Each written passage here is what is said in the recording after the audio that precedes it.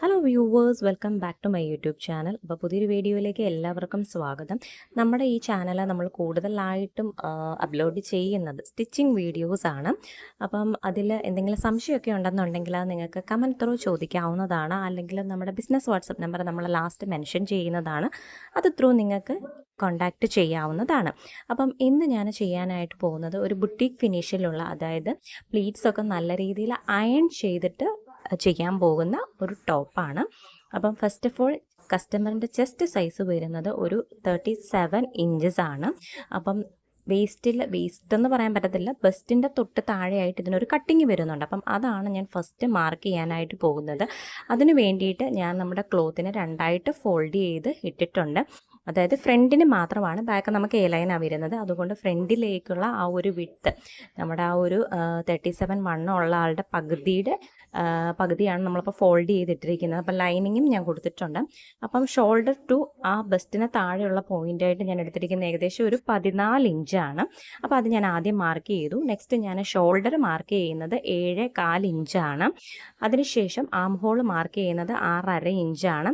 6.5 inch നമ്മൾ mark ചെയ്താലും നമ്മൾ താഴേക്ക് അല്പം കൂടി കർവ് ചെയ്ത് വരയ്ക്കുമ്പം അത് 7 ഇഞ്ചിലേക്ക് എത്തുന്നതാണ്. അപ്പം നമ്മൾ അങ്ങനെയാണ് നോർമലി വരയ്ക്കാറ്.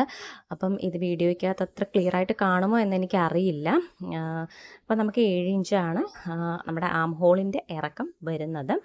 അതേപോലെ തന്നെ നമുക്ക് ചെസ്റ്റ് ഞാൻ പറഞ്ഞല്ലോ 37. ഇപ്പോൾ കസ്റ്റമർ പ്രഗ്നൻ്റ് ആയതുകൊണ്ട് തന്നെ ആൾക്ക് എക്സാക്റ്റ് അളവ് അറിയത്തില്ല, ടേപ്പും ഇല്ല, ടേപ്പിൽ നിന്ന് അളന്നെടുക്കാനും പറ്റത്തില്ല. അപ്പം ഞാൻ ഏകദേശം ഒരു 38 ഇട്ടിട്ട് കുറച്ചുകൂടി അളവ്, അതായത് അടിക്കുമ്പോൾ കുറച്ചുകൂടി കുറച്ചടിക്കാമെന്ന് വിചാരിച്ചിരിക്കുകയാണ്.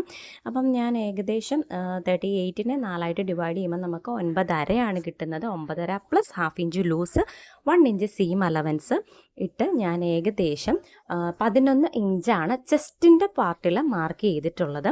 അവിടുന്ന് താഴേക്ക് 14 ഇഞ്ച് നമ്മുടെ വേസ്റ്റിൽ എത്താത്തത് കൊണ്ട് തന്നെ ഞാൻ ഒരു 1/2 ഇഞ്ച് മാത്രമാണ് ആ 14 ഇഞ്ച് ലൈനിലേക്ക് കുറയ്ക്കുന്നത്. അതായത് 10.5 ഇഞ്ചാണ് അതിൻ്റെ സൈഡിലായിട്ട്, 14 ഇഞ്ചിൻ്റെ ആ ഒരു ലൈനിൻ്റെ സൈഡിലായിട്ട് മാർക്ക് ചെയ്തിട്ടുള്ളത്.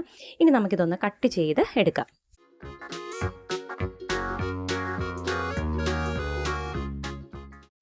അപ്പം നമ്മുടെ യോക്ക് പാർട്ട് നമുക്ക് ഇങ്ങനെയാണ് കിട്ടുന്നത്. അപ്പം ഞാനത് ലൈനിങ്ങും നല്ല ക്ലോത്തും കൂടെ ജസ്റ്റ് ഒന്ന് സൈഡ് അടിച്ചെടുത്തിട്ടുണ്ട്. അത് എൻ്റെ ഒരു വേ ഓഫ് സ്റ്റിച്ചിങ്ങിലാട്ടോ. നിങ്ങൾക്ക് അങ്ങനെ അതിൻ്റെ ആവശ്യമില്ല, കുറച്ചുകൂടെ പെർഫെക്റ്റ് ആയിട്ട് ചെയ്യാൻ പറ്റുമെന്നുണ്ടെങ്കിൽ അങ്ങനത്തെ സ്റ്റിച്ചുകളൊക്കെ ഒഴിവാക്കാം. ഞാൻ അങ്ങനെ പൊതുവേ പീസുകൾ തമ്മിൽ, അതായത് ലൈനിങ്ങും നല്ല ക്ലോത്തും തമ്മിൽ ഇതേപോലെയൊക്കെ അടിച്ചെടുക്കാറുണ്ട്. അതിനുശേഷം നെക്സ്റ്റ് ഞാൻ ചെയ്യാനായിട്ട് പോകുന്നത് നമ്മുടെ ബാക്കിലേക്കുള്ള എ ലൈൻ, അതായത് ഷോൾഡർ തൊട്ട് താഴെ വരെ നമ്മൾ എ ലൈനായിട്ടാണ് ബാക്കിൽ കൊടുക്കുന്നത്.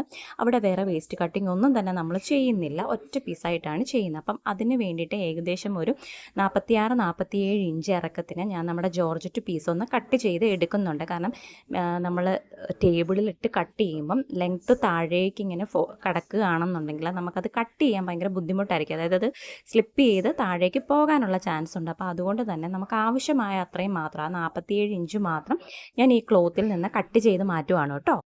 അപ്പം ഞാൻ ലൈനിങ്ങും ഏകദേശം നമ്മുടെ ഒരു ആവശ്യത്തിനനുസരിച്ചുള്ള ലെങ്ത്തിൽ ഞാൻ കട്ട് ചെയ്ത് എടുത്തിട്ടുണ്ട്. അപ്പോൾ ഇതൊരു ജോർജറ്റിൻ്റെ മെറ്റീരിയൽ ആയതുകൊണ്ട് തന്നെ ലൈനിങ് നമ്മൾ അധികം വ്യത്യാസം വരാത്ത രീതിയിലാണ് തയ്ക്കുന്നത്. അപ്പം നമ്മൾ ഏകദേശം 47 ഇഞ്ചാണ് കൊടുക്കുന്നതെന്നുണ്ടെങ്കിൽ ഒരു 46 ഇഞ്ച് ഇറക്കത്തിന് തന്നെ ഞാൻ നമ്മുടെ ലൈനിങ്ങും എടുത്തിട്ടുണ്ട്. അതിനുശേഷം ഞാൻ ഇതേപോലെ രണ്ടും ഫോൾഡ് ചെയ്ത് ഇട്ടിട്ടുണ്ട്. സെൻറ്റർ ഫോൾഡിംഗ് ആണ് കൊടുത്തിരിക്കുന്നത്. എന്നിട്ട് ഷോൾഡർ നമ്മൾ നേരത്തെ മാർക്ക് ചെയ്തതുപോലെ തന്നെ 7.25 ഇഞ്ചിന് ഞാൻ മാർക്ക് ചെയ്തിട്ടുണ്ട്. ആം ഹോൾ 6.5 ഇഞ്ചിന് മാർക്ക് ചെയ്തിട്ട് ഇതേപോലെ ബോക്സ് ചെയ്ത് വരയ്ക്കുന്നുണ്ട്. അതിന് താഴേക്ക്, എന്നിട്ട് നമ്മൾ വരയ്ക്കുന്ന സമയത്ത് താഴേക്ക് ഒരല്പം കൂടി ഇറക്കിയിട്ടാണ് വരയ്ക്കുന്നത്.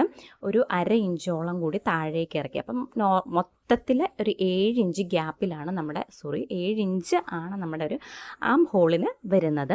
അതിനുശേഷം നമ്മൾ ചെസ്റ്റ് മുമ്പേ പറഞ്ഞിട്ടുണ്ടായിരുന്നു 38ലാണ് ഞാൻ ഇപ്പോൾ കട്ട് ചെയ്യാനായിട്ട് പോകുന്നത്. അപ്പം 38നെ നമ്മൾ 4ആയിട്ട് ഡിവൈഡ് ചെയ്യുമ്പം നമുക്ക് 9.5 ഇഞ്ചാണ് വരുന്നത്. പ്ലസ് ഹാഫ് ഇഞ്ച് ലൂസും 1 ഇഞ്ച് സീം അലവൻസും കൂടെ ചേർത്ത് നമ്മൾ 11 ഇഞ്ചാണ് ചെസ്റ്റിന് മാർക്ക് ചെയ്യുന്നത്. ഇനി വേസ്റ്റ് നമുക്ക് വരുന്നത് ഏകദേശം 15.5 ഇഞ്ചാണ്. അവിടെ നമ്മൾ നമ്മുടെ ചെസ്റ്റിൻ്റെ 1 ഇഞ്ച് കുറച്ചിട്ട്, അതായത് നമ്മൾ 11 ഇഞ്ചാണ് ചെസ്റ്റിൽ മാർക്ക് ചെയ്തതെങ്കിൽ നമുക്ക് വേസ്റ്റിലേക്ക് വരുമ്പം അത് 10 ഇഞ്ചാകും. അതിനുശേഷം താഴേക്ക് എ ലൈനായിട്ട് പോകുന്നത് കൊണ്ട് തന്നെ നമ്മൾ കർവ് ചെയ്ത് താഴേക്ക് നമ്മൾ എലൈൻ പോലെ തന്നെ മാർക്ക് ചെയ്യുവാണ്. ഇതിപ്പോൾ ഒരു സ്ലിറ്റഡ് ടോപ്പാണെന്നുണ്ടെങ്കിൽ നമ്മുടെ ആ ഒരു ഹിപ്പിൻ്റെ പാർട്ടിൽ ചെസ്റ്റിനേക്കാളും 1 ഇഞ്ച് കൂടുതലായിരിക്കും. നിങ്ങൾക്ക് വേണമെങ്കിൽ ആ ഹിപ്പ് പാർട്ടും കൂടെ മാർക്ക് ചെയ്തതിന് ശേഷം താഴേക്ക് എലൈൻ പോലെ വരച്ച് വിടാവുന്നതാണ്. ഇനി നമുക്ക് ഇതൊന്ന് കട്ട് ചെയ്ത് എടുക്കാം. ഞാൻ താഴത്തെ ഭാഗം ഇപ്പം കർവ് ചെയ്ത് കട്ട് ചെയ്യുന്നില്ല. കാരണം ഇത് ജോർജറ്റിനേക്കാളും കുറച്ചുകൂടെ വ്യത്യാസമുള്ളൊരു ക്ലോത്താണ്. അപ്പോൾ നമ്മൾ പിടിച്ചാൽ കിട്ടുന്ന ഒരു ക്ലോത്ത് അല്ലാത്തത് കൊണ്ട് തന്നെ താഴെ ഞാൻ ഇപ്പം ഷേപ്പ് ചെയ്യുന്നില്ല. അപ്പോൾ നമുക്കിതൊന്ന് കട്ട് ചെയ്തെടുക്കാം.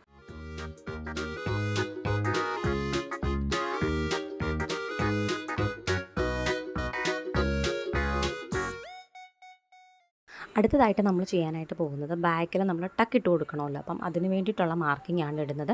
ഷോൾഡറിൽ നിന്ന് 11 ഇഞ്ച് ഇറക്കുമ്പം ടക്കിൻ്റെ ഇൻഡെപ്ത്, അതായത് ടക്കിൻ്റെ മുകളിൽ തൊട്ട് താഴെ വരെ 8 ഇഞ്ച് ഇറക്കമാണ്.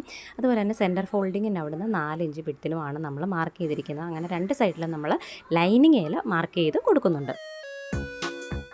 അടുത്ത പിന്നെ നമ്മൾ ചെയ്യാനായിട്ട് പോകുന്നത് നമ്മുടെ ഫ്രണ്ടിലെ താഴേക്ക് പ്ലേറ്റ്സിന് വരുന്ന ആ ഒരു പാർട്ടാണ് നമ്മൾ കട്ട് ചെയ്തെടുക്കാനായിട്ട് പോകുന്നത്. അപ്പം നമുക്ക് യോക്കില്ല, നമ്മൾ യോക്ക് പാർട്ടായിട്ട് സെപ്പറേറ്റ് ചെയ്ത് കട്ട് ചെയ്തല്ലോ, അതിൽ എത്രയാണോ അതിൽ നിന്ന് അപ്പം നമ്മൾ ടോട്ടൽ ലെങ്ത്ത് പറഞ്ഞത് 47 ആയിരുന്നു. അപ്പോൾ 47ൽ നിന്ന് ആ ഒരു ലെങ്ത്ത് കുറച്ചതിന് ശേഷം 1 ഇഞ്ചും കൂടെ കൂട്ടിയിട്ടാണ് നമ്മൾ ഇത് മാർക്ക് ചെയ്ത് കട്ട് ചെയ്തെടുക്കാനായിട്ട് പോകുന്നത്. അതായത് ആ ഒരു ഇറക്കം നമ്മൾ കട്ട് ചെയ്ത് എടുക്കാനായിട്ട് പോകുന്നത്. അപ്പം ഇതിൽ നമുക്ക് പ്രത്യേകിച്ച് കട്ടിങ്സ് വേറെ വരുന്നില്ല. കാരണം ഇത് ഫോൾഡ് ചെയ്ത് അയൺ ചെയ്യാനുള്ളതായതുകൊണ്ട് തന്നെ ഞാൻ അതേ ഒരു വിഡ്ത്തിൽ തന്നെ ഇത് എടുക്കാനായിട്ട് നോക്കിയിട്ടുണ്ട്. ലൈനിങ് നമുക്ക് ഇതേപോലെ തന്നെ കട്ട് ചെയ്തെടുക്കാം കേട്ടോ. അതായത് നമ്മുടെ ഫുൾ ലെങ്ത് എത്രയാണ് നമ്മൾ ലൈനിങ്ങിന് പറഞ്ഞത് 46 ആയിരുന്നു. 46ൽ നിന്ന് നമുക്ക് ആ യോക്ക് പാർട്ടിൻ്റെ ഇറക്കം കുറച്ചതിന് ശേഷം 1 ഇഞ്ചും കൂടെ കൂട്ടിയിട്ടാണ് നമ്മളിത് ഇതേപോലെ കട്ട് ചെയ്ത് എടുക്കുന്നത്. നെക്സ്റ്റ് നമ്മൾ സ്ലീവാണ് കേട്ടോ കട്ട് ചെയ്യുന്നത്. അതിൻ്റെ വീഡിയോ നമുക്ക് മിസ്സായി പോയിട്ടുണ്ട്. സ്ലീവിന് നമ്മൾ നീ ലെങ്ത് ആണ് കൊടുത്തിരിക്കുന്നത്. എന്നിട്ട് നോർമൽ നമ്മൾ സ്ലീവ് കട്ട് ചെയ്യുന്ന അതേ ഒരു പാറ്റേണിൽ തന്നെയാണ് നമ്മൾ സ്ലീവ് കട്ട് ചെയ്തെടുത്തിരിക്കുന്നത്. പഫൊന്നുമില്ല, നോർമൽ സ്ലീവാണ് നമ്മൾ ചെയ്യാനായിട്ട് പോകുന്നത്. ഇനി നമുക്ക് മെഷീനിലുള്ള തയ്യലിലേക്ക് കിടക്കാം. ഫസ്റ്റ് നമ്മൾ ചെയ്യാനായിട്ട് പോകുന്നത് നമ്മുടെ സ്ലീവിൻ്റെ എൻഡ് ഒന്ന് നമ്മൾ ഫോൾഡ് ചെയ്ത് അടിക്കാനായിട്ട് പോവുകയാണ്. അപ്പം ഞാൻ പ്രത്യേകം ഒരു കാര്യം പറയാൻ ഉദ്ദേശിക്കുന്നത്, നിങ്ങൾ ഇതുപോലെയുള്ള ജോർജറ്റ് പോലെയുള്ള ഫ്ലോയി ഫാബ്രിക്കുകൾ യൂസ് ചെയ്യുമ്പം അതിനായിട്ട് സെപ്പറേറ്റ് നമുക്കൊരു പ്ലാസ്റ്റിക്കിൻ്റെ ഫുട്ടർ കിട്ടും. ഡബിൾ ഫുട്ടർ തന്നെ പ്ലാസ്റ്റിക്കിൻ്റെ അവൈലബിൾ ആണ്, ആമസോണിലൊക്കെ അവൈലബിൾ ആണ്. ഞാൻ അതേപ്പറ്റി ഒരു ഷോർട്ട് വീഡിയോ ചെയ്യുന്നതാണ്. അപ്പം അതുണ്ടെന്നുണ്ടെങ്കിൽ നമുക്ക് ഇതുപോലുള്ള മെറ്റീരിയൽ സ്റ്റിച്ച് ചെയ്യുമ്പം കുറേ ചുളിവുകൾ വരും. അതപ്പോൾ നമുക്ക് അവോയ്ഡ് ചെയ്യാനായിട്ട് സാധിക്കും.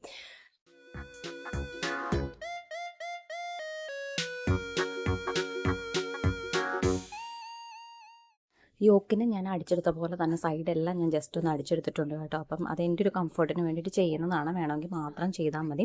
ഇനി നമ്മൾ അടുത്തതായിട്ട് ബാക്കിൽ ടക്ക് അടിക്കാൻ വേണ്ടി പോകണം. അപ്പോൾ ടക്ക് അടിക്കുമ്പോൾ നമ്മൾ ശ്രദ്ധിക്കേണ്ട ഒരു കാര്യം, ടക്ക് അടിക്കുന്നതിന് മുൻപായിട്ട് നമ്മൾ ആ മുകളിലത്തെ പോയിൻ്റ് മുതൽ താഴത്തെ പോയിൻ്റ് വരെ ഒരു നോർമൽ സ്റ്റിച്ച് ഇതേപോലെ ഒന്ന് കൊടുക്കണം. അല്ലെങ്കിൽ നമ്മൾ ഫോൾഡ് ചെയ്ത് അടിക്കുന്ന സമയത്ത് എന്ത് പറ്റുമെന്ന് ചോദിച്ചാൽ നമ്മുടെ ജോർജറ്റിൻ്റെ മെറ്റീരിയൽ കയറാതെയും ലൈനിങ്ങെ മാത്രം സ്റ്റിച്ചിങ് വരികയും ചെയ്യും. അപ്പോൾ അതുകൊണ്ട് നമ്മൾ ഇങ്ങനെയൊന്ന് അടിച്ചതിന് ശേഷം ടക്കിടാനായിട്ട് പ്രത്യേകം ശ്രദ്ധിക്കുക. അത് എല്ലാ ഫ്ലോയി ഫാബ്രിക്കിനും ഇങ്ങനെ യൂസ് ചെയ്യുന്നതായിരിക്കും കുറച്ചുകൂടെ ബെറ്റർ.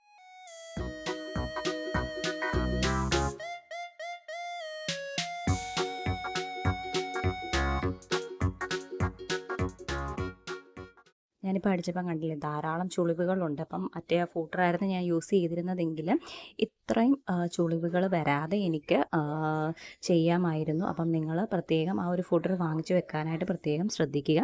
നെക്സ്റ്റ് നമ്മൾ അടുത്തതായിട്ട് ചെയ്യാനായിട്ട് പോകുന്നത് നമ്മുടെ നെക്ക് നമ്മൾ കട്ട് ചെയ്യാനായിട്ട് പോവുകയാണ്. അപ്പം ആദ്യം നമ്മൾ സ്റ്റിഫിലേക്കാണ് നെക്ക് കട്ട് ചെയ്യാനായിട്ട് പോകുന്നത്. 3.5 ഇഞ്ചാണ് നമുക്ക് നെക്കിന് വിട്ട് വരുന്നത്. 4.5 ഇഞ്ചിലും ഞാനൊരു മാർക്കിങ് കൊടുത്തിട്ടുണ്ട്. അതിനുശേഷം ഞാൻ ഏകദേശം ഒരു 2.5-3 ഇഞ്ചിൽ ഞാൻ ഒരു മാർക്കിങ്ങും കൂടെ കൊടുക്കുന്നുണ്ട്. അതിനുശേഷം ഞാൻ ഇതേപോലെ കേർവ് ചെയ്തിട്ട് നമ്മുടെ ബാക്ക് നെക്കിൽ ഞാൻ മാർക്ക് ചെയ്യുവാണ്. ബാക്ക് നെക്ക് ഞാൻ ഏകദേശം ഒരു 3 ഇഞ്ചാണ് മാർക്ക് ചെയ്തിരിക്കുന്നത്. അതിനുശേഷം ആ ഒരു മാർക്കിങ്ങിലൂടെ ഞാൻ ഇതേപോലെ 1 ഇഞ്ച് 1 ഇഞ്ച് 1 ഇഞ്ച് വെച്ചിട്ട് മാർക്ക് ചെയ്യുന്നുണ്ട്. അപ്പോൾ സ്റ്റിഫിന് നമ്മൾ വിട്ട് കൊടുക്കുന്നത് 1 ഇഞ്ചാണ്. അപ്പം അതാണ് ഞാനിപ്പോൾ മാർക്ക് ചെയ്തുകൊണ്ടിരിക്കുന്നത്. അതിനുശേഷം നമുക്കതൊന്ന് കട്ട് ചെയ്ത് എടുക്കാം.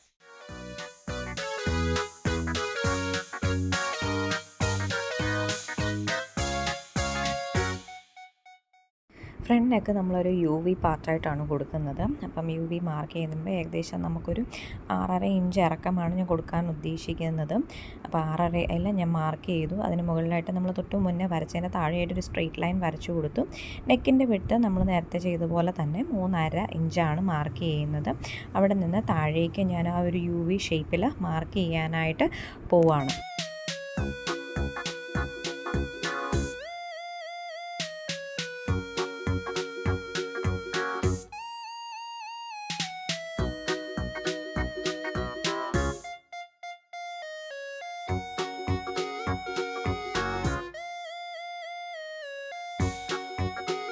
അങ്ങനെ നമ്മുടെ നെക്ക് പീസുകൾ രണ്ടും തന്നെ നമ്മൾ കട്ട് ചെയ്ത് എടുത്തിട്ടുണ്ട്.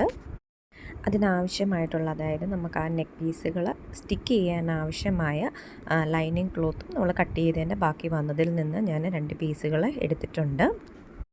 അപ്പോൾ ഇതിനെ നമ്മൾ നന്നായിട്ട് അയൺ ചെയ്ത് സ്റ്റിക്ക് ചെയ്തിട്ടുണ്ട്. അപ്പോൾ സ്റ്റിക്ക് ചെയ്തതിന് ശേഷം നമുക്ക് സൈഡിലുള്ള പാർട്ടുകൾ കട്ട് ചെയ്ത് കളഞ്ഞിട്ട് അത് നമ്മുടെ സ്റ്റിഫിനോട് ചേർത്ത് നമുക്ക് അടിച്ചു വെക്കാവുന്നതാണ്.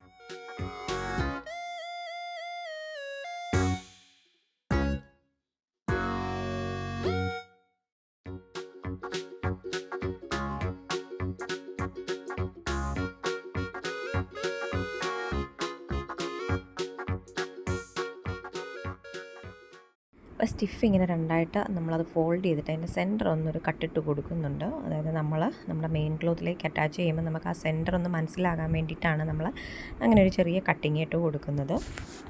അങ്ങനെ നമ്മൾ മെയിൻ ക്ലോത്തിലേക്ക് അറ്റാച്ച് ചെയ്യുമ്പം സെൻറ്ററിലെ ആ നോച്ചുകൾ തമ്മിൽ ഒരേപോലെ വെച്ചതിന് ശേഷം നമുക്ക് ഇതേപോലെ താഴേക്ക് ഒരു അടിപ്പ് കൊടുക്കാം. അതിന് ശേഷം നമുക്ക് നെക്ക് ഒരു സൈഡിൽ നിന്ന് മറ്റേ സൈഡിൽ ത്രൂ ഔട്ട് വേണമെങ്കിൽ അടിച്ചു കൊടുക്കാം. ഞാൻ താഴെ നിന്ന് ഒരു സൈഡിലോട്ട് അങ്ങ് ജസ്റ്റ് അടിച്ചു എന്ന് മാത്രമേ ഉള്ളൂ. പിന്നെ ആദ്യമായിട്ടൊക്കെ ചെയ്യുന്നവരാണ് എന്നുണ്ടെങ്കിൽ നിങ്ങൾ പേൾ പിന്നൊക്കെ യൂസ് ചെയ്തിട്ട് അടിക്കാനായിട്ട് പ്രത്യേകം ശ്രദ്ധിക്കുക. അടിച്ചതിന് ശേഷം നമുക്ക് ആ സെൻറ്ററിലുള്ള നമുക്ക് ആവശ്യമില്ലാത്ത ആ പോർഷൻസ് കട്ട് ചെയ്ത് കൊടുക്കാം. അതിനുശേഷം ആ തയ്യൽ തുമ്പിൽ ചെറിയ രീതിയിലുള്ള കട്ടുകൾ ഇട്ട് കൊടുക്കുക, അതായത് നോച്ചസ് ഇട്ട് കൊടുക്കാം നമുക്ക്.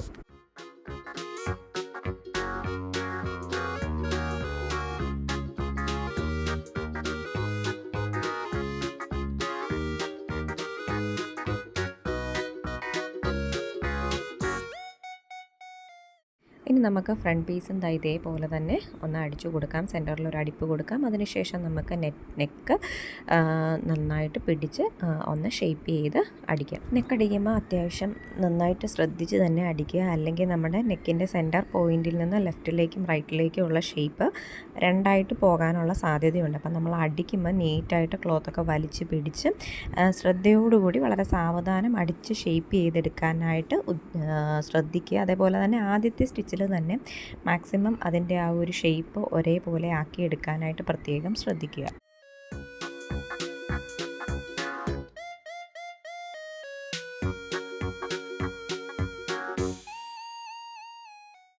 അങ്ങനെ ഓൾമോസ്റ്റ് നമ്മുടെ യോക്ക് പാർട്ടിൻ്റെയും ബാക്കിൻ്റെയും ഏകദേശം പരിപാടികളൊക്കെ കഴിഞ്ഞിട്ടുണ്ട്. അപ്പോൾ ഇനി നമ്മൾ ചെയ്യാനായിട്ട് പോകുന്നത് യോക്കിൽ നിന്ന് താഴേക്ക് വരുന്ന ആ ഒരു പ്ലീറ്റ്സ് എടുക്കലാണ്. അപ്പം നമ്മുടെ ക്ലോത്ത് ഞാൻ എടുത്തതിന് ശേഷം ഒരേ വിഡ്ത്തിൽ പ്ലീറ്റ്സ് അടിച്ചെടുക്കാനായിട്ട് പ്രത്യേകം ശ്രദ്ധിക്കുക.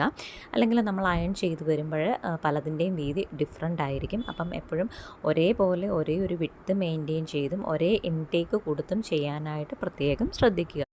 ഈ ഒരു ക്ലോത്ത് അത്യാവശ്യം നല്ലൊരു ബുദ്ധിമുട്ടുണ്ടായിരുന്നു ഇതേപോലെ പ്ലീറ്റ് ചെയ്ത് അടിച്ചെടുക്കാനായിട്ട്. അതേപോലെ അയണിങ്ങിൻ്റെ ടൈമിലും അത്യാവശ്യം നല്ല ബുദ്ധിമുട്ടുണ്ടായിരുന്നു.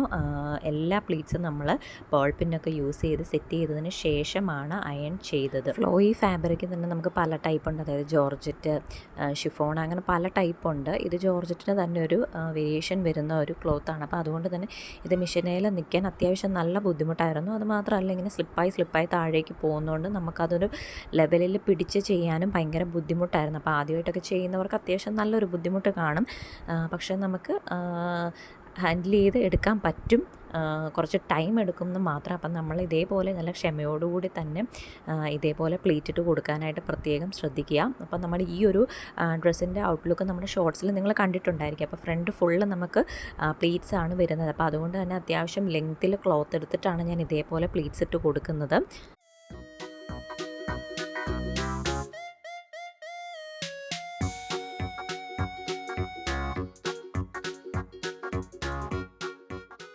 അങ്ങനെ ഞാൻ പ്ലീറ്റ്സൊക്കെ ഇട്ടെടുത്തിട്ടുണ്ട്. അതിനുശേഷം ഞാൻ ഇതേപോലെ അയൺ ചെയ്യുന്ന ടേബിളിലേക്ക് ഇതേപോലെ ക്ലോത്ത് വിരിച്ചതിന് ശേഷം അതിൻ്റെ മുകളിലത്തെ പാർട്ടിൽ ഓരോ ലെയറിലും ഇതേപോലെ പേൾ പിൻസ് വെച്ചിട്ട് ഞാൻ അഡ്ജസ്റ്റ് ചെയ്യുന്നുണ്ടായിരുന്നു. ഇപ്പോൾ ഇങ്ങനെ ചെയ്യുമ്പം നമ്മൾ പ്രത്യേകം ശ്രദ്ധിക്കേണ്ട ഒരു കാര്യമുണ്ട്. നമ്മുടെ പേൾ പിന്നിൻ്റെ എഡ്ജുകൾ വളരെ ഷാർപ്പാണോ എന്ന് ചെക്ക് ചെയ്തതിന് ശേഷം മാത്രം പേൾ പിൻ ഇതിലേക്ക് അറ്റാച്ച് ചെയ്യുക. കാരണം എൻ്റെ പേൾ പിന്നിനകത്ത് കുറേ എണ്ണമൊക്കെ ഡാമേജ്ഡ് ആയിട്ട്, അതായത് എഡ്ജിലും നമ്മുടെ സൂചിയുടെ ഇതുപോലെ അല്ലാതെയുള്ള എഡ്ജുകളുണ്ടായിരുന്നു. അതുകൊണ്ട് തന്നെ ഞാൻ ഇച്ചിരി ഫോഴ്സ് ചെയ്ത് കുത്തി കയറ്റിയപ്പോഴത്തേക്കിനും അതിൻ്റെ കുറേ പാർട്ടുകളിലൊക്കെ ഡാമേജ്, അതായത് നൂല് വലിഞ്ഞതുപോലെ ഡാമേജുകൾ വന്നിട്ടുണ്ടായിരുന്നു. അപ്പോൾ അതുകൊണ്ട് തന്നെ നിങ്ങൾ യൂസ് ചെയ്യുന്ന പേൾ പിൻ അത്യാവശ്യം ക്വാളിറ്റി ഉള്ളതും നല്ല ഷാർപ്പ് എഡ്ജോടും കൂടി ഉള്ളതാണെന്ന് ചെക്ക് ചെയ്തതിന് ശേഷം മാത്രം നിങ്ങൾ ഇതിലേക്ക് അറ്റാച്ച് ചെയ്യാനായിട്ട് പ്രത്യേകം ശ്രദ്ധിക്കുക. ഇതാണ് ഏറ്റവും ഈ അയണിങ് പാർട്ടാണ് ഏറ്റവും ഒരു ബുദ്ധിമുട്ടായിട്ടുള്ള ഒരു പാർട്ട്. ഞാൻ ക്യാരിങ് ആയതുകൊണ്ട് തന്നെ എനിക്ക് കുറേ നേരം കുനിഞ്ഞ് നിന്ന് ചെയ്യാനൊക്കെ വളരെയധികം ബുദ്ധിമുട്ടായിരുന്നു. നല്ല പുറം വേദന, അസ്വസ്ഥതകളും ഒക്കെ ഉണ്ടായിരുന്നു. അപ്പം നിങ്ങൾക്ക് കംഫർട്ടബിൾ ആയിട്ടുള്ള ഒരു ഹൈറ്റിൽ വെച്ചിട്ട് ഇതേപോലെ പേൾ പിൻ വെച്ച് അഡ്ജസ്റ്റ് ചെയ്യാനായിട്ട് പ്രത്യേകം ശ്രദ്ധിക്കുക.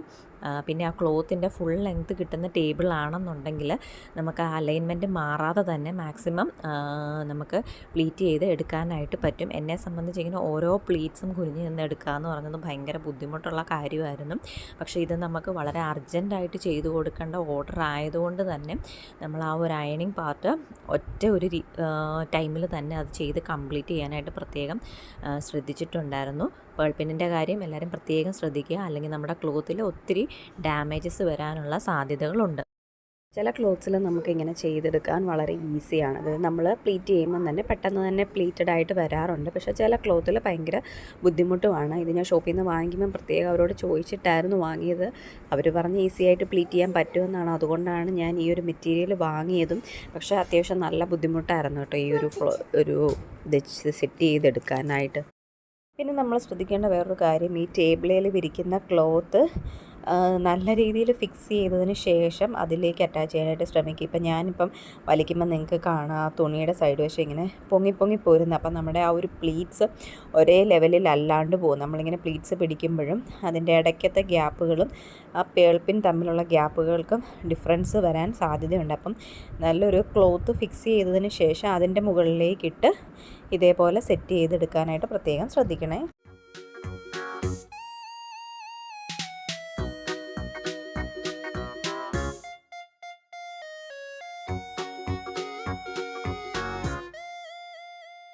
അങ്ങനെ ഞാൻ ഒരു സെറ്റ് ഓഫ് പ്ലീറ്റ്സ് ഞാൻ അത്യാവശ്യം നല്ല രീതിയിൽ പിടിച്ചെടുത്തിട്ടുണ്ട്. ഇനിയിപ്പം ഇതിൻ്റെ താഴേക്ക് പ്ലീറ്റ്സ് എടുക്കുമ്പോഴത്തേനും മുകളിലത്തെ പേൾ പിൻസ് ഊരിയിട്ടാണ് ഞാൻ താഴേക്ക് സെറ്റ് ചെയ്യുന്നത്. അപ്പോൾ ഇതുപോലെ നമ്മൾ സെറ്റ് ചെയ്തതിന് ശേഷം നന്നായിട്ട് ഓരോ ക്ലോത്തിൻ്റെയും ആവശ്യാനുസരണമുള്ള ഹീറ്റ് യൂസ് ചെയ്ത് മാത്രം അയൺ ചെയ്യുക, അല്ലെങ്കിൽ നമ്മുടെ ക്ലോത്ത് കരിഞ്ഞു പോവും. അപ്പം പ്രത്യേകം ശ്രദ്ധിച്ച് ചെയ്യുക. ഇനി അതേപോലെ തന്നെ ഞാനിപ്പം അടിയിലത്തെ നമ്മുടെ ലൈനിങ്, ഇതിപ്പോൾ ക്യാരിയിങ് ആയിട്ടുള്ള ഒരാളായതുകൊണ്ടാണ് നമ്മുടെ ലൈനിങ്ങിന് നമ്മൾ ഇതേപോലെ പ്ലീറ്റ് ചെയ്ത് കൊടുക്കുന്നത്. അല്ലെങ്കിൽ നമ്മൾ നോർമലി പ്ലീറ്റ് ചെയ്യാറില്ല, എ ലൈൻ പോലെയാണ് കട്ട് ചെയ്യാറ്. അപ്പം ഇത് ക്യാരിയിങ് ആയതുകൊണ്ടും വയറ് വരാൻ സാധ്യത, മുമ്പോട്ട് വയറ് വരുമല്ലോ. അപ്പോൾ അതുകൊണ്ടാണ് നമ്മൾ താഴത്തെ നമ്മുടെ ലൈനിങ്ങിനും നമ്മൾ ഇതേപോലെ കുറച്ച് പ്ലീറ്റ്സുകൾ, ഒത്തിരി പ്ലീറ്റ്സ് ഞാൻ കൊടുത്തിട്ടില്ല, കുറച്ച് പ്ലീറ്റ്സുകൾ മാത്രമാണ് ലൈനിങ്ങിൽ ഞാൻ കൊടുത്തിട്ടുള്ളത്. അതിനുശേഷം ഞാൻ അതും ഒന്ന് ചെറുതായിട്ടൊന്ന് അയൺ ചെയ്തിട്ടുണ്ട്. നമ്മളിപ്പം നമ്മുടെ നല്ല ക്ലോത്ത് അയൺ ചെയ്ത് അത്രയും ഡെപ്തിൽ ഞാൻ അയൺ ചെയ്തിട്ടില്ല, ജസ്റ്റ് ഒന്ന് കുറച്ച് പ്ലീറ്റ്സ് ഇട്ട് കൊടുത്തു, അതിനുശേഷം അയൺ ചെയ്തു. അതിനുശേഷം നമ്മുടെ ഈ നമ്മൾ പ്ലീറ്റ് ചെയ്തെടുത്ത നമ്മുടെ നല്ല ക്ലോത്തിലേക്ക് ഈ ലൈനിങ്ങും കൂടെ വെച്ച് ഞാൻ ഇതേപോലെ ഒന്ന് അടിച്ച് എടുക്കുവാണ്. അടുത്തതായിട്ട് നമ്മൾ ചെയ്യാൻ പോകുന്നത് നമ്മുടെ ആ യോക്ക് പാർട്ടും അതേപോലെ തന്നെ ഈ പ്ലീറ്റഡ് അയൺ ചെയ്ത ഈ പ്ലീറ്റഡ് പാർട്ടും കൂടെ തമ്മിൽ നമ്മളൊന്ന് ജോയിൻറ്റ് ചെയ്ത് എടുക്കാനായിട്ട് പോവാണ്.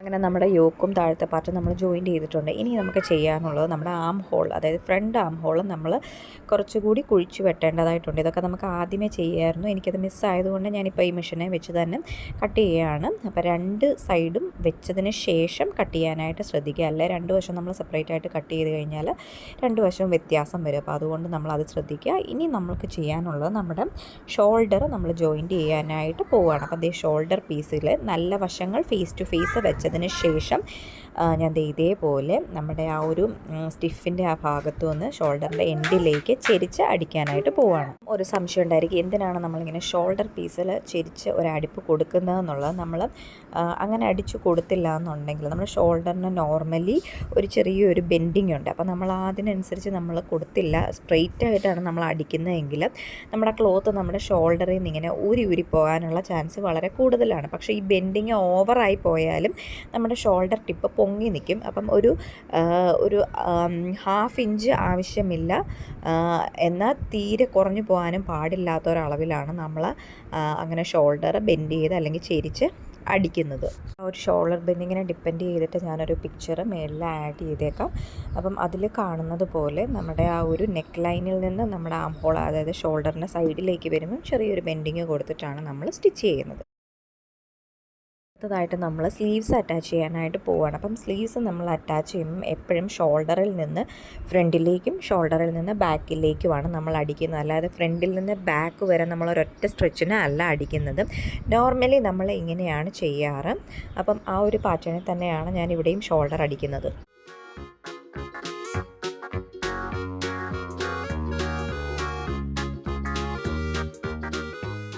അങ്ങനെ അടിച്ചതിന് ശേഷം അടുത്തതായിട്ട് ചെയ്യാൻ പോകുന്നത് നമ്മുടെ ആ ഒരു സൈഡ് വശം, അതായത് നമ്മുടെ വണ്ണം അനുസരിച്ച്, കൈയുടെ വണ്ണം അനുസരിച്ചും അംഹോളിൻ്റെ വണ്ണം അനുസരിച്ച് നമ്മൾ സൈഡൊന്ന് ജോയിൻറ്റ് ചെയ്യാനായിട്ട് പോവുകയാണ്. അപ്പം ജോയിൻറ്റ് ചെയ്യുമ്പം നമ്മുടെ സ്ലീവ്സിൻ്റെ എൻഡ് തൊട്ട് നമ്മുടെ ആ ഒരു ഫ്രോക്കിൻ്റെ അല്ലെങ്കിൽ ആ കുർത്തിയുടെ താഴെ വരെ നമ്മൾ അടിക്കുന്നില്ല. കാരണം നമ്മൾ ഒരു ഹിപ്പിൻ്റെ പോർഷൻ കഴിയുമ്പോഴത്തേക്കിനും നമ്മൾ അടിച്ച് സ്റ്റോപ്പ് ചെയ്യുകയാണ് ചെയ്യുന്നത്.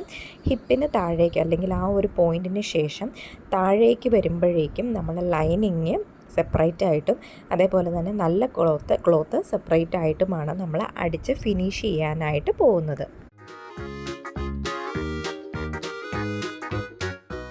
ഇതേപോലെ നമുക്കിപ്പോൾ താഴത്തെ ഒരു കുറച്ച് പോർഷനിൽ നമ്മുടെ ലൈനിങ്ങും അതുപോലെ തന്നെ നമ്മൾ നല്ല ക്ലോത്തും ഇങ്ങനെ ഓപ്പൺ ആയിട്ട് കിടക്കുകയാണ്. അപ്പോൾ ഇനി ഞാനത് ചെയ്യാൻ പോകുന്നത്, നമ്മുടെ നല്ല ക്ലോത്ത് ആദ്യം അടിക്കുന്നു, അതിനുശേഷം ലൈനിങ് മാത്രം വെച്ച് അടിക്കുന്നു. അപ്പോൾ ഇപ്പം നമ്മൾ ആ ലൈനിങ് മുകളിലേക്ക് പൊക്കി വെച്ചതിന് ശേഷമാണ് നമ്മൾ നല്ല ക്ലോത്ത് മാത്രമായിട്ടിങ്ങനെ അടിച്ച് എടുക്കുന്നത്.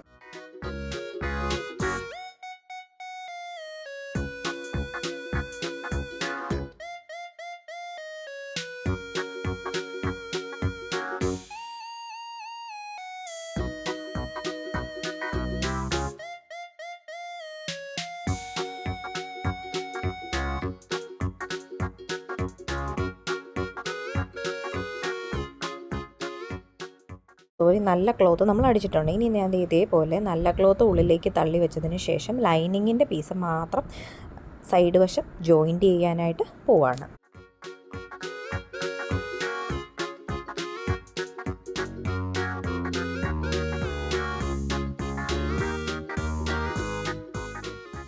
രണ്ടും നമ്മൾ സെപ്പറേറ്റ് ആയിട്ട് അടിച്ചു കൊടുത്തിട്ടുണ്ട്. എന്നാൽ നമ്മളത് പുറമേ നിന്ന് നോക്കുമ്പം യാതൊരു വൃത്തികേടും ഉണ്ടായിരിക്കില്ല. നമ്മൾ സാധാരണ നോർമൽ അടിക്കുന്ന പോലെ തന്നെയാണ് നമുക്ക് പുറമേ നിന്ന് കാണുമ്പോഴും വരുന്നത്.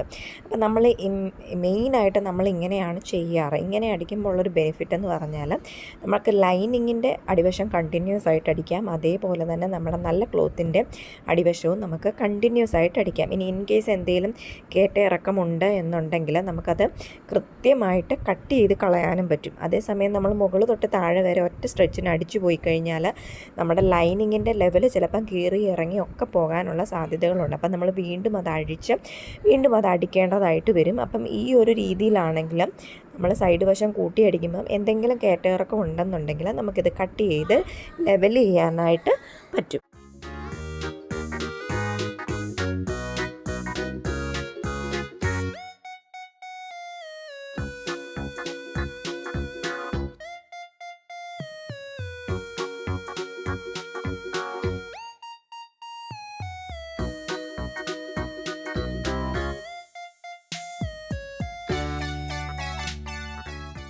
നമ്മൾ ഇതേപോലെ ക്രേപ്പ് മെറ്റീരിയലും അതേപോലെ തന്നെ ജോർജറ്റ് ഇതുപോലെ ഇച്ചിരി ഫ്ലോയി ആയിട്ടുള്ള ഫാബ്രിക്സൊക്കെ നമ്മൾ ഇങ്ങനെ എഡ്ജ് വശം, അതായത് താഴത്തെ ഭാഗം നമ്മൾ അടിക്കുന്ന സമയത്ത് ഏറ്റവും തിന്നായിട്ട് അടിച്ചു കഴിഞ്ഞാൽ അത്യാവശ്യം നല്ല പെർഫെക്ഷനിലിരിക്കും. അല്ലെങ്കിൽ നമ്മൾ വീതി കൂട്ടി അടിച്ചാൽ ഒന്നെങ്കിൽ നമ്മൾ എക്സ്ട്രാ ക്രോസ് പീസ് വെച്ചിട്ട് മടക്കി അടിക്കാനായിട്ട് ശ്രദ്ധിക്കുക, അല്ലെങ്കിൽ നമ്മൾ ഇതേപോലെ തിന്നായിട്ട് അടിക്കുക. ഇപ്പം അതല്ല, നമ്മുടെ മെയിൻ ക്ലോത്ത് തന്നെ അത്യാവശ്യം വീതിയിൽ നമ്മൾ മടക്കി അടിച്ചു കഴിഞ്ഞാൽ നല്ല രീതിയിലുള്ള ചുളിവുകൾ വരാനുള്ള സാധ്യത വളരെ കൂടുതലാണ്. അപ്പം നമ്മളെപ്പോഴും വളരെ തിന്നായിട്ട് ഫോൾഡ് ചെയ്ത് അടിക്കാനായിട്ട് പ്രത്യേകം ശ്രദ്ധിക്കുക. അതിനുശേഷം നമ്മൾ അയണിങ്ങും കൂടെ ചെയ്യുകയാണെങ്കിൽ നല്ല വൃത്തിയായിട്ട് നിൽക്കും.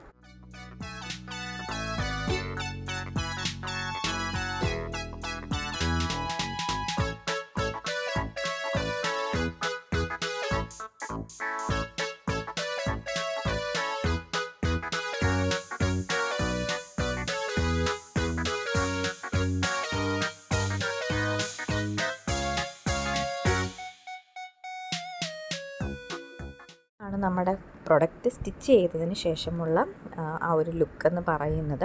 അപ്പോൾ അതിൻ്റെ അയണിങ് നല്ല പാടായതുകൊണ്ട് തന്നെ എനിക്ക് പേഴ്സണലി ഫീൽ ചെയ്തു ഇതിൻ്റെ പ്ലീറ്റ്സ് ഒരു സൈഡിലേക്ക് അല്പം ഒരു ബെൻഡിങ് ഉള്ള പോലൊക്കെ എനിക്ക് ഫീൽ ചെയ്തു. പക്ഷേ കസ്റ്റമറിന് ഓക്കെ ആയിരുന്നു. ഇനി ഇതിന് ശേഷം ഇത്രയും പ്ലെയിൻ ആയതുകൊണ്ട് തന്നെ ഞാൻ അതിൽ ചെറിയ രീതിയിലൊരു വർക്ക് ചെയ്തിട്ടുണ്ടായിരുന്നു. അത് നമ്മൾ സ്റ്റോണിൻ്റെ ലേസ് യൂസ് ചെയ്തിട്ടാണ് ചെയ്തത്.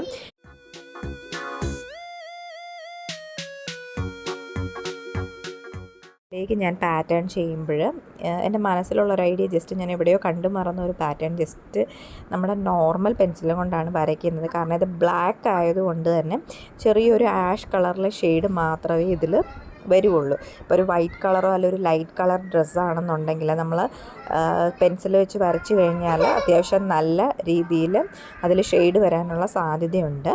അപ്പം അതുകൊണ്ട് തന്നെ ഞാനൊരു നോർമൽ പെൻസിൽ വെച്ചിട്ടാണ് ഈ ബ്ലാക്കിൽ വരയ്ക്കുന്നത്. അതൊരു വൺ സൈഡ് മാത്രമാണ് ഡിസൈൻ കൊടുക്കുന്നത്. കളർ ഡ്രസ്സിൽ വരയ്ക്കണമെന്നുണ്ടെങ്കിൽ ആദ്യം നമ്മളൊരു പേപ്പറിൽ റഫ് സ്കെച്ച് ചെയ്തതിന് ശേഷം ഒന്നെങ്കിൽ നിങ്ങൾക്ക് യെല്ലോ കാർബൺ പേപ്പർ യൂസ് ചെയ്യാം, അല്ലെങ്കിൽ നമ്മൾ ഗ്ലാസ്സിലൊക്കെ മാർക്ക് ചെയ്യുന്ന പെൻ കിട്ടും. അപ്പം അത് യൂസ് ചെയ്തിട്ട് വരയ്ക്കുകയാണെന്നുണ്ടെങ്കിൽ അതും ഓക്കെയാണ്. ഇനി അല്ല എന്നുണ്ടെങ്കിൽ ഇപ്പം ഒരു പുതിയ ടൈപ്പ് പെന്നുണ്ട്, നമ്മൾ അയൺ ചെയ്യുമ്പം അതിൻ്റെ കളർ ഡിസപ്പിയർ ആയി പോകുന്ന ഒരു ടൈപ്പ് ഓഫ് പെന്നുണ്ട്. അപ്പോൾ അത് യൂസ് ചെയ്താണെങ്കിൽ നമുക്ക് ഇതേപോലെ ചെയ്യാനായിട്ട് പറ്റും. നമുക്ക് പിന്നെ യൂസ് ചെയ്യാവുന്നൊരു സാധനം വാട്ടർ സോല്യൂബിൾ പെൻസ് ഉണ്ട്. അതായത് നമ്മൾ മാർക്ക് ചെയ്തിട്ട് വാഷ് ചെയ്യുമ്പം അതിൻ്റെ കളേഴ്സ് ഫെയ്ഡായി പോകുന്നത്, അതേപോലെ തന്നെ അയൺ ചെയ്യുമ്പം മാർക്കിങ് ഫെയ്ഡായി പോകുന്ന അങ്ങനത്തെ പെൻസിൽ യൂസ് ചെയ്യുന്നതായിരിക്കും കുറച്ചുകൂടി ബെറ്റർ. ഇതുപോലെ ഡിസൈൻ ചെയ്യുമ്പം അതായിരിക്കും കുറച്ചുകൂടി ബെറ്റർ. യൂസ് ചെയ്തിരിക്കുന്ന ഗ്ലൂവിൻ്റെ പിക്ചർ ഞാൻ മേളിൽ കൊടുത്തേക്കാം.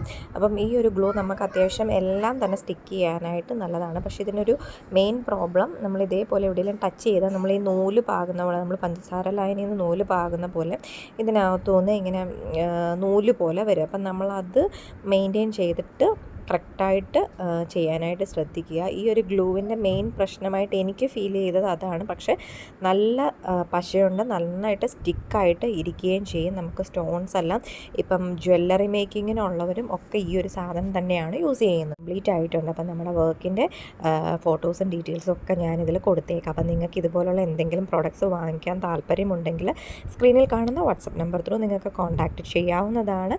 അതേപോലെ എന്തെങ്കിലും ഡൗട്ട്സ് ഉണ്ടെങ്കിലും കമൻറ്റ് ത്രൂ വഴി അറിയിക്കാവുന്നതാണ്. ഉള്ള അഭിപ്രായങ്ങളൊക്കെ ഒന്ന് കമൻറ്റ് ചെയ്യുക. അതേപോലെ തന്നെ നമ്മുടെ വീഡിയോ ഇഷ്ടപ്പെട്ടിട്ടുണ്ടെങ്കിൽ മറക്കാതെ ഒന്ന് ലൈക്ക് ചെയ്യുക. അതുപോലെ തന്നെ പുതിയ പുതിയ വീഡിയോസ് കാണുന്നതിനായിട്ട് നമ്മുടെ ചാനൽ ഒന്ന് സബ്സ്ക്രൈബ് ചെയ്ത് സപ്പോർട്ട് ചെയ്യുക.